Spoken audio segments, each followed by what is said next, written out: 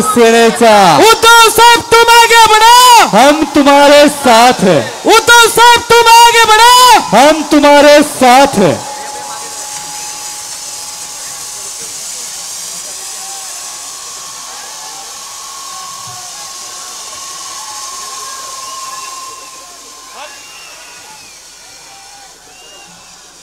जमलेल्या माझ्या तमाम हिंदू बांधवांनो, भगिनींनो आणि मातांनो,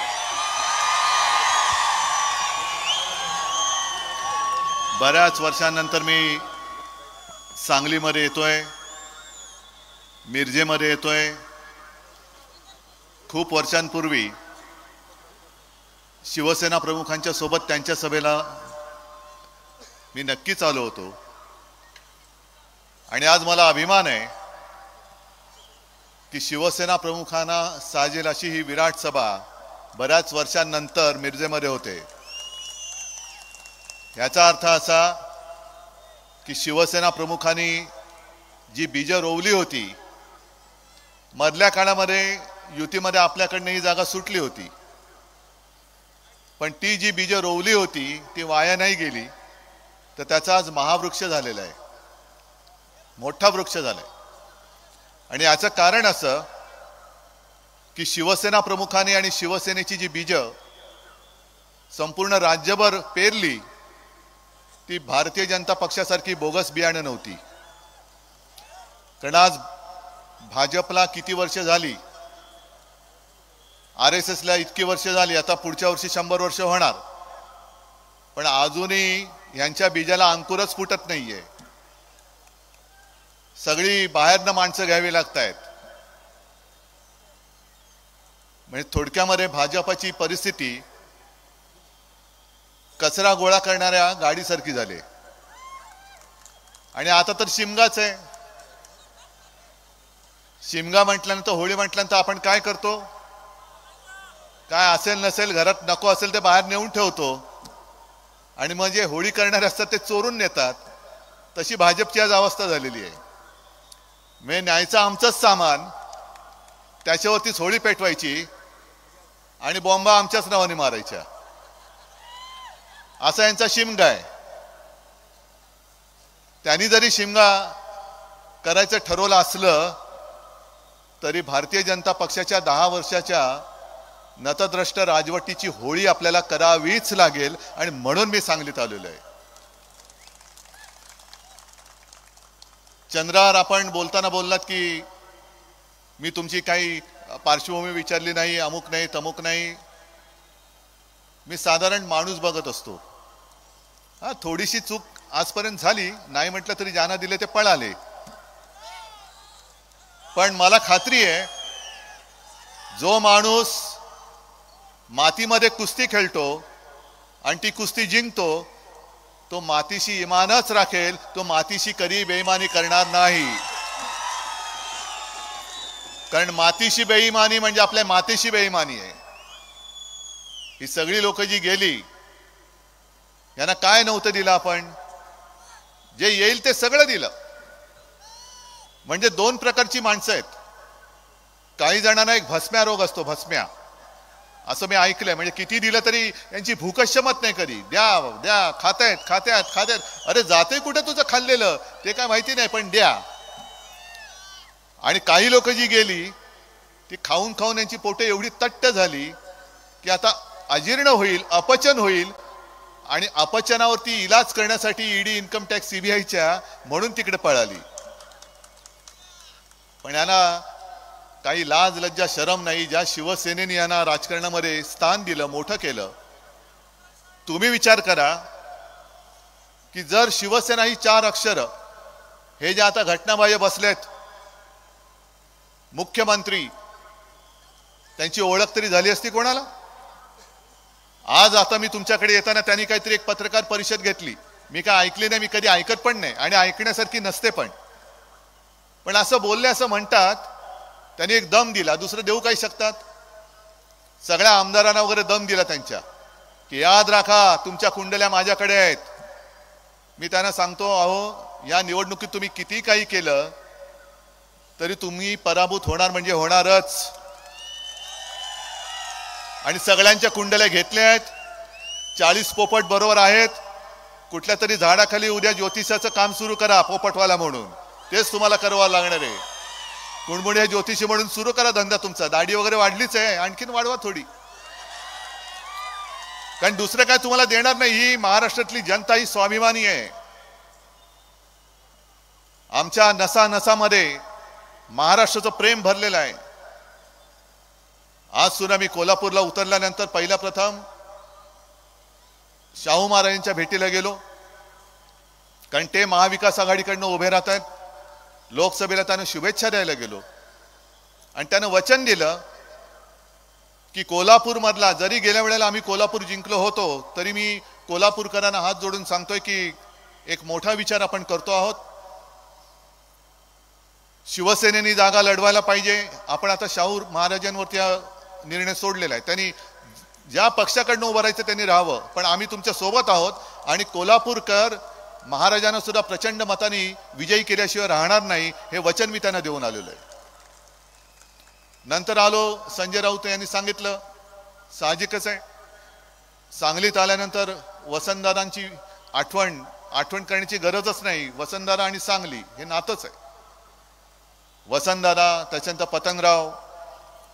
मी वसंतदादांच्या वेळेला तर लहान होतो, पण शिवसेना प्रमुख आणि वसंतदादांचे ऋणानुबंध मला आजही आठवत आहेत. म्हणजे एक दादरमध्ये कुठला तरी एक कार्यक्रम होता आणि त्या कार्यक्रमात शिवसेना प्रमुख बोलले होते वसंतदादांना की दादा आता हे सगळं खूप झालं, आता महाराष्ट्राच्या चाव्या तुम्ही तुमच्या हातात घ्या. योगायोग असेल काही असेल, त्या कार्यक्रमानंतर वर्ष 6 महिन्यामध्ये वसंतदादा आपल्या राज्याचे मुख्यमंत्री झाले होते. म्हणजे पक्ष ठीक आहे, तुम्ही काँग्रेसमध्ये, आम्ही शिवसेनेमध्ये. मतभेद तेव्हाही होते, मतभिन्नताही होतीच, पण कधीही सुडानी राजकारण शिवसेनेने केलं नाही, शिवसेना प्रमुखांनी केलं नाही आणि त्यावेळेच्या काँग्रेसवाल्यांनी सुद्धा केलं नाही. म्हणूनच आज काँग्रेसची लोक आणि राष्ट्रवादीची लोक माझ्यासोबत का येऊ शकतायत? पवार साहेब आणि शिवसेना प्रमुखांचं नातं जगजाहीर आहे. व्यासपीठावरनं शिवसेना प्रमुख कडाडून टीकाही करायचे, पवार साहेब करायचे, पण भेटल्यानंतर त्यांची जी मैत्री होती ती मैत्री आणि राजकारण, त्यांनी कधीही राजकारणाचा उपयोग सूडबुद्धीने एकमेकाला संपवण्यासाठी नाही केला, जो आज केला जातोय. मी का चिडलो, मी का मैदानात उतरलोय? कारण मातोश्रीमध्ये अगदी शिवसेना प्रमुखांच्या खोलीत, ज्याला आम्ही मंदिर मानतो, आज देखील तिकडे आमचं जास्त येणं जाणं नसतं. फक्त काही चांगले सणवार असतील किंवा आम्हाला असं मनात आलं की आशीर्वाद घ्यायचे आहेत तर जाऊन त्या मंदिरात, त्या खोलीत जाऊन आम्ही आशीर्वाद घेतो. त्याच खोलीत अमित शहानी मला जे वचन दिलं होतं ते वचन त्यांनी मोडलं आणि उलट मला खोटं ठरवायला निघाले, म्हणून मी संतापलो आणि मी मैदानात उतरलो. कारण हे आमचं हिंदुत्व नाहीये. हिंदुत्व, आता संजय राऊत यांनी संपूर्ण मातीचा गुण किंवा अवगुण कसा असतो ते सांगितलं. औरंगजेबाच्या भूमीत जन्मलेल्यांनी आम्हाला हिंदुत्व शिकवायला जाऊ नाही. आम्ही शिवछत्रपतींच्या महाराष्ट्रामध्ये जन्मलो आहोत. ही भूमी वीरांना जन्म देणारी आहे आणि गद्दारांना माती चालणारी आहे. गद्दारी तुम्ही फक्त उद्धव ठाकरेशी नाही केली, गद्दारी शिवसेनेशी नाही केली, तर गद्दारी या तमाम माझ्या माता भगिनी आणि बांधवांशी केली. गद्दारी तुम्ही छत्रपतींच्या महाराष्ट्राशी केलेली आहे. अजून सुद्धा उद्धव ठाकरे संपत नाही. बघा ना इकडे काय हे, आज माझ्याकडे पक्ष नाही, चिन्ह नाही, सगळं तुम्ही चोरलंय, तरी पण मी जिथे जातोय तिकडे असं ही सगळी गर्दी का उसळते? याचा मोदीजी तुम्ही विचार केला पाहिजे, अमित शहाजी तुम्ही विचार केला पाहिजे. कारण तुमचं घराणं, तुम्ही आमच्यावरती घराणेशाहीची टीका करता करा, आहेच मी, मला अभिमान आहे. मी हिंदू हृदय सम्राट आणि माझी माँ यांचा मी पुत्र, याचा मला अभिमान आहे. आणि मोदीजी तुम्ही तुमच्या 7 पिढ्यांचा इतिहास सांगा. अमित शहाजी तुम्ही तुमच्या 7 पिढ्यांचा इतिहास सांगा आणि मी माझ्या 7 पिढ्यांचा इतिहास सांगतो. जनतेला ठरू दे आणि जनताच सांगेल तुम्हाला की जनतेसाठी कोणत्या पिढ्या राबल्या आणि जनतेला कोणत्या पिढ्या लुबाडतायत, हे जनता तुम्हाला तोंडावरती सांगेल. एवढी महाराष्ट्राची जनता ही स्वाभिमानी आहे. पण तुम्ही वाटेल ते बोलता, वाटेल ते बडबडता. काल एक सहज त्या सिंदखेड राजाला गेलो, मातृतीर्थ जिथे जिजाऊंचा जन्म झाला त्या जन्मस्थानाच्या बाहेरच अगदी गेटला लागून आमची सभा होती, कुटुंब संवाद. आणि तिथे बोलताना संजय राऊत बोलले की औरंगजेबाचा जन्म कुठे झाला ते त्यांनी सांगितलं. आम्ही काय करू शकतो, आम्ही तो इतिहास नाही पुसू शकत. जन्म तिथे झाला तर झाला. आणि मग पुढे जे मी बोललो की हीच औरंगजेबी वृत्ती ही या मातीमध्ये गाडलीच पाहिजे, तर लगेच मोदीजींनी सांगितलं मुझे औरंगजेब कहा, मेरा शिरच्छेद करने के लिए कहा. मोदीजी एवढा मी खालच्या दर्जाचा नाहीये, मी दुसऱ्याचा मान सन्मान ठेवून बोलणारा आहे. मी कधी तुमचा शिरच्छेद करा असं बोललेलं नाही आणि बोलणार देखील नाही, कारण ते माझे संस्कार नाही आहेत, माझ्यावरती संस्कार नाही आहेत. मी जे बोललो ते पुन्हा बोलतो. जर आमचा महाराष्ट्र तुम्ही ओरबाडत असाल, जर तुम्ही माझा महाराष्ट्र लुटायचा प्रयत्न कराल, तर त्या औरंगजेबी वृत्तीला आम्ही महाराष्ट्रामध्ये मूठ माती दिल्याशिवाय राहणार नाही, याचा मी आज पुनरुच्चार करतोय. मी परत बोलतोय, कारण तुम्ही बारीक बारीक बारीक, कारण त्यांच्याकडे आता प्रचाराला काही राहिलेलं नाहीये. आम्ही काय बोलतोय ते शब्दाचे अर्थाचे अनर्थ करून तुम्हाला असं संभ्रमित करून टाकायचं आणि असं केविलवाणं बनायचं की बघा बघा माझ्या मी विरुद्ध सगळे माझ्या विरुद्ध आलेले आहेत, माझ्या विरुद्ध सगळे आलेले आहेत. मग आपले सारी सुद्धा लोक खास करून या माता भगिनी काय करतात, होय हो बिचारा बघा कसा एकटा पडलाय आणि त्याच्या विरुद्ध सगळे अगदी उभे राहिलेले आहेत. आणि जरा निवडून द्या, मग यांची छाती कशी फुलते, मैं अकेला सब पे भारी. मग आता का तुमच्या छातीला पिन लागली, आता का टाचणी गेली, कुठे गेली ती हवा. मोदीजी तुम्ही जे सांगताय तुमच्या विरुद्ध संपूर्ण देश, मग उद्धव ठाकरेच्या विरुद्ध तुम्ही तळापासून वरपर्यंत अख्खी भाजपा माझ्या समोर उतरवत आहात, तरी कमी पडतात. शिवसेना फोडली, राष्ट्रवादी फोडली, काँग्रेस फोडली, आणखीन आता काही कचरा मी म्हटलं तसे गोळा करतायत. का करताय एवढं सगळं. अरे उद्धव ठाकरे जर का फालतू माणूस असेल तर तुम्ही माझा पक्ष का फोडलात आणि पक्ष का चोरलात त्याचं पहिलं उत्तर द्या. आणि देवेंद्र फडणवीस हे त्यांचं आता हे त्यांचं बारसं कोणी केलं मला माहिती नाही, पण जसं 50 खोके ही जी घोषणा संपूर्ण राज्यभर फेमस झाले तसं हे नाव त्यांचं फेमस झालेलं आहे. ते 2 दिवसापूर्वी बोललेत. किती निर्लज्ज माणसं असतात बघा. आता आम्ही काही टोमणा नाही मारत, खरोखर आहे की नाही मला तुम्ही सांगा. कारण 2 दिवसापूर्वी त्यांनी सांगितलं मी इकडे बातम्याच घेऊन आलेलो आहे.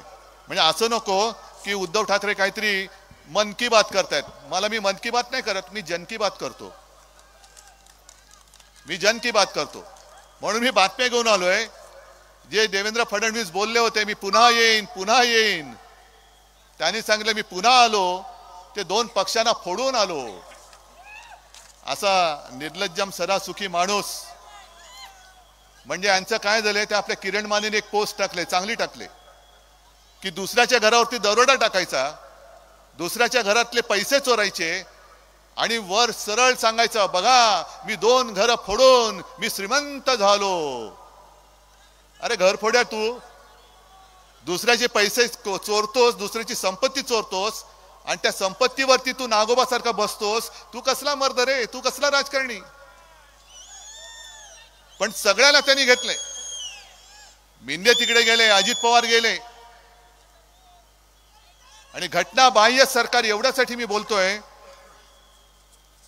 कारण सर्वोच्च न्यायालयाने परवाच एक बांबू दिला यांना. काय बांबू दिला हे मुद्दामून ती पण बातमी आणले की त्यांनी जे सांगितले की तुम्ही जे पक्षांतर केलं, अजित पवारांच्या वकिलाला सांगितले ही मतदारांची चेष्टा नव्हे काय.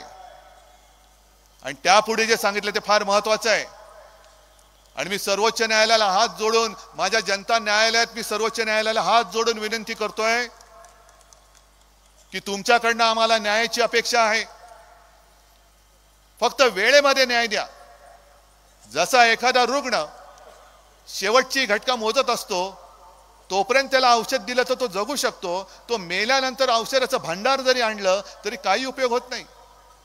म्हणून मी तुमच्या जनतेच्या न्यायालयाच्या वतीने सर्वोच्च न्यायालयाला हात जोडून विनंती करतोय की हे तुम्ही जे काही सगळं बोलता आहात, आम्हाला एक अभिमान आहे की जशा बाकीच्या संस्था ईडी, इन्कम टॅक्स, सीबीआय वगैरे वगैरे हे भाजपचे घरगडी जरी झाले असले तरी माझी न्याय देवता अजूनही स्वतंत्र आहे, तिच्यामध्ये धाडस आहे. आणि त्याच पुढे त्यांनी न्यायमूर्तींनी जे सांगितले, अजित पवारांना, त्यांच्या वकिलांना सांगितले की तुमच्या चिन्हाचा वापर करताना याच्याबद्दल जोपर्यंत सर्वोच्च न्यायालयाचा अंतिम निर्णय येत नाही तोपर्यंत तुम्हाला खाली सूचना द्यावी लागेल, लिहावी लागेल. टीव्हीवरती सुद्धा जाहिरात आली तर खाली सूचना लिहावी लागेल. म्हणजे ही सूचना कुठे लिहितात माहिती आहे तुम्हाला? आता मी असं नाही विचारत तुमच्यापैकी सिगारेट किती ओढतात, कारण मी पण ओढत नाही, पण मला माहिती आहे सिगारेटच्या पाकिटावरती एक संविधानिक किंवा वैधानिक इशारा दिलेला असतो ना. सिगरेट ओढणं हे आरोग्यास हानिकारक आहे, दारू पिणं हे आरोग्यास हानिकारक आहे असं दारूची जाहिरात आणि दारू पितानाची जी काय पिक्चर असतात तेव्हा ते लिहिलं जातं. त्याच प्रकारचा एक इशारा किंवा त्याच प्रकारचा एक संकेत जेव्हा जेव्हा अजित पवार पक्ष चोरून तिकडे बसलेत ते जाहिरात करतील तेव्हा त्या घड्याळाच्या खाली लिहावं लागेल की अजूनही आम्हाला पूर्णपणाने घड्याळ वापरण्याची परवानगी मिळाली नाही. हे जोपर्यंत न्यायालय निकाल देत नाही तोपर्यंत ही आमची तात्पुरती निशाणी आहे. मग सर्वोच्च न्यायालयाला मी तेच सांगतोय की ज्या निकषावरती या आमच्या लबाडाने, म्हणजे कोण, लवाद, नार्वेकर यांनी निर्णय दिला आणि माझ्या हक्काची शिवसेना जी माझ्या वडिलांनी स्थापन केली या सगळ्या माता भगिनी आणि बांधवांच्या न्याय हक्कासाठी ती चोराच्या हातात तुम्ही दिली. आमचं चिन्ह तुम्ही त्यांना दिलं. मग तोच निकष इकडे जसा लागलाय तसा त्यांना लावा आणि त्यांनी सुद्धा धनुष्यबाणाच्या खाली ही जी काही सूचना सुप्रीम कोर्टाने केली ती त्यांना लिहायला भाग पाडा. तर आमचा आणि संपूर्ण जनतेचा न्यायालयावरती जो विश्वास आहे तो अधिक दृढ होईल, अधिक जास्त गडद होईल. का नाही लावायची कोणाचाही पक्ष? अरे मी तर जाहीर सभेत सांगतो, एवढी गर्दी इकडे आले, मी त्या मिंद्यांना सांगतो आणि त्या नार्वेकरांना सांगतो सगळे पोलीस बाजूला ठेवू, भर त्या गर्दीत जाऊन उभे राहू आणि तुम्ही त्या नार्वेकरांनी सांगायचं शिवसेना कोणाची आणि जनता देईल तो निर्णय मला मान्य आहे, मला मान्य आहे. उद्धव ठाकरे हवा की नको का मी तो दाढीवाला मिंदे पाहिजे हे जनतेला ठरवू द्या, माझी तयारी आहे. जर मी बाळासाहेबांचे विचार सोडले असतील, जर मी हिंदुत्व सोडलं असेल तर माझी जनता सांगेल की उद्धव घरी जा, हा दाढीवालाच दाढी खाजवेल चालेल पण तोच आमचा प्रमुख आहे. मान्य आहे तुम्हाला? मग उघड उघड लोकशाहीचा खून करतायत आणि मोदीजी औरंगजेबाची वृत्ती आम्ही का नाही म्हणायचं तुम्हाला? कारण तुम्ही त्यावेळेला जसं औरंगजेबाने केलं होतं, मात्र एक बानगुडे सर ते सांगतील जास्त चांगल्या पद्धतीने, औरंगजेबाने आपल्या मराठ्यांबद्दल जे बोलले होते त्यांनी लिहून ठेवलं होतं की हे मराठे म्हणजे 18 पगड जातीचे सगळे आपले मराठी हे या पहाडी मुलकात तमाम दुनियेला भारी आहेत. पहाडी मुलूक हा सगळा पहाडी डोंगर दर्या खोरांचा, वीरांचा, शूरांचा, मर्दांचा हा इलाका आहे. या पहाडी मुलकात तमाम दुनियेला ते भारी आहेत. इथे तर पराक्रम शिकवावा लागतच नाही, गवताला सुद्धा भाल्याची पाती फुटतात, जी आज माझ्या समोर बसलेली ती भाल्याची पाती आहेत. मात्र एकच, इकडे दोहीचं बीज खडकावर नुसतं भिरकावलं तरी एवढं रुजतं, एवढं फोफावतं की पाहता पाहता तमाम दौलत तबाह करून टाकतं. हेच त्या औरंगजेबाने आपल्यातलं ओळखलं होतं आणि तीच औरंगजेबी वृत्ती शिवसेना फोडते, काँग्रेस फोडते, राष्ट्रवादी फोडते, आणखीन सगळे फोडते. तोडा फोडा आणि राज्य करा, हे नाही आमचं हिंदुत्व. आज सुद्धा मुस्लिम लोक इकडे आले असतील काय येतात ते सोबत? आम्ही भाजपला सोडलं, आम्ही हिंदुत्व नाही सोडलं, सोडणार नाही, तरी हे माहिती असून सुद्धा ते येत आहेत. कारण दुसऱ्या धर्माचा द्वेष करणं हे ना आम्हाला छत्रपतींनी शिकवलं, ना शिवसेना प्रमुखांनी शिकवलं. आम्ही आहोत, हिंदू आहोत. तुम्ही दुसरे आणखीन इस्लाम पाळणारे असाल, ख्रिश्चन्स लोक माझ्यासोबत येत आहेत. समोरून येऊन सांगतात की उद्धवजी आप चिंता मत करो, हम पूरे आपके साथ है. कारण ही जी भंपक हिंदुत्वगिरी चाललेली आहे, ज्याला मी गोमूत्रधारी हिंदुत्व म्हणतो, नुसतं देवळात घंटा बडवणारं हिंदुत्व म्हणतो, आणि हिंदुत्वाच्या नावाखाली संपूर्ण देश नाचून टाकणारी ही जी भारतीय जनता पक्ष आहे, हा भाडोत्री जनता पक्ष आहे, ते जे म्हणतात ते खरं, ते जे म्हणतात ते हिंदुत्व, हे हिंदुत्व आम्ही मानायला तयार नाही. आमचं हिंदुत्व मी अनेकदा सांगितलंय, कोणाचा गैरसमज होऊ नये म्हणून पुन्हा सांगतो की शिवसेनेचं हिंदुत्व हे घरातली चूल पेटवणार आहे, हाताला काम देणारं हिंदुत्व आहे. आणि भाजपचं हिंदुत्व हे घर पेटवणारं हिंदुत्व आहे. तुम्ही ठरवायचं कोणतं हिंदुत्व तुम्हाला पटतंय. चूल पेटवणार पाहिजे, काम हाताला काम देणार पाहिजे, की घर पेटवणार पाहिजे. आज सुद्धा चंद्रहारला, होय मी चंद्रहारची उमेदवारी आज जाहीर करतोय. शिवसेनेच्या मशालीवरती चंद्रहार जाणार तिकडे निवडून.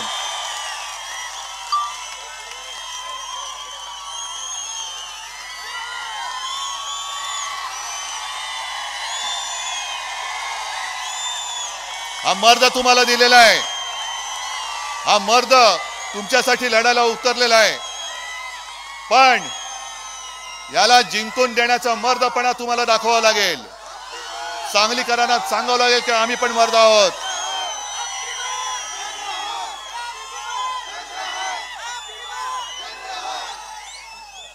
या चंद्रहारची गदा तुम्ही आहात. कारण चंद्रहार जेव्हा पहिल्यांदा माझ्याकडे भेटायला आला, तेव्हा मला त्यांनी एक गदा दिली. चंद्रहार ती गदा मी ठेवलेली आहे, पण चंद्रहार तुझी वयाने लहान असल्यामुळे त्याला आरोतरे बोलतोय. चंद्रहार तुझी अस्सल गदा ही आहे, आणि ही गदा जोपर्यंत तुझ्या सोबत आहे तोपर्यंत तू प्रतिस्पर्धाची चिंता करू नको. का चंद्रहारला मी दिलं? कारण गेले 10 वर्ष ज्याला तुम्ही निवडून दिला त्यांनी तुम्हाला काय दिलं? लोकसभेमध्ये कधीतरी सांगलीच्या एअरपोर्ट बद्दल प्रश्न विचारला? काय सांगलीमध्ये उद्योगधंदे आणले? सांगलीमध्ये काय तुमचं आणखीन काय जे तुम्ही सांगत होतात, पाणी सिंचनाची सोय केली का? काही केलेलं नाही. तरी सुद्धा पुन्हा पुन्हा आपकी बार 400 पार. काय मी मागे म्हटलं ना शिवाजी पार्कला 400 पार म्हणजे काय? खुर्च्यांचं दुकान काढलं तुम्ही? काय किती खुर्च्या? आता 400 पार, पुढच्या वेळेला 500 पार. हा एवढा माझा महाराष्ट्र भोळा नाहीये. माझा भोळा आहे, साधा आहे, पण मूर्ख नाहीये. आणि मोदीजी तुम्ही आज जे फिरता आहात, अहो तुमचे व्हिडिओ दिसतायत. म्हणजे एक तर व्हिडिओ माझ्या टेलिफोन मध्ये आहे, एक त्या नागपूरमध्ये त्या परिसरात मी गेलो होतो, यवतमाळ वाशिम, तिथल्या त्या कलावती म्हणून एक बाई आहे, गरीब बाई.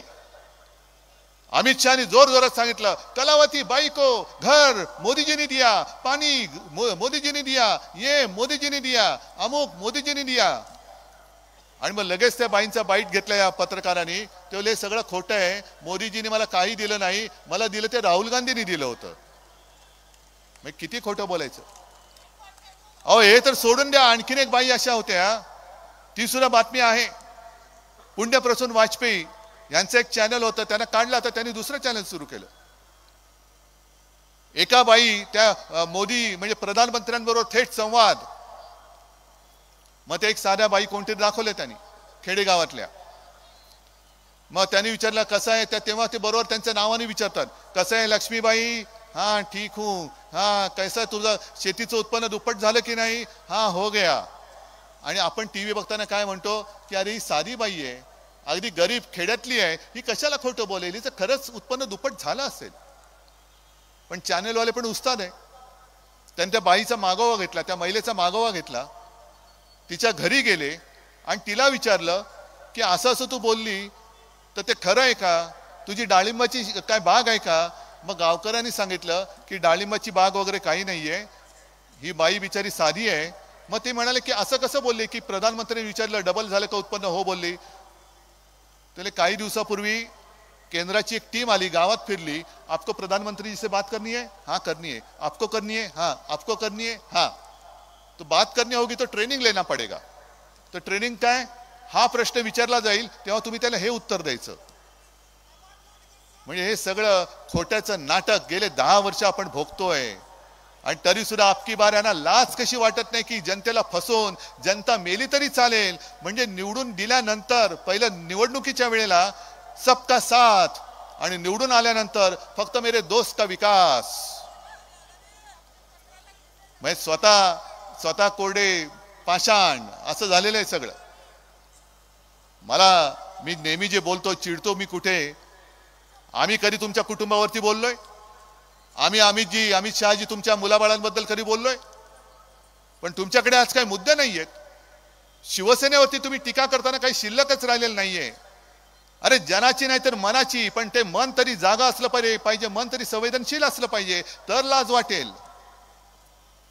पण ज्या शिवसेना प्रमुखांनी मोदीजी आणि अमित शहाजी दोघांनाही संकट काळामध्ये वाचवलं, होय शिवसेना प्रमुखांनी वाचवलं.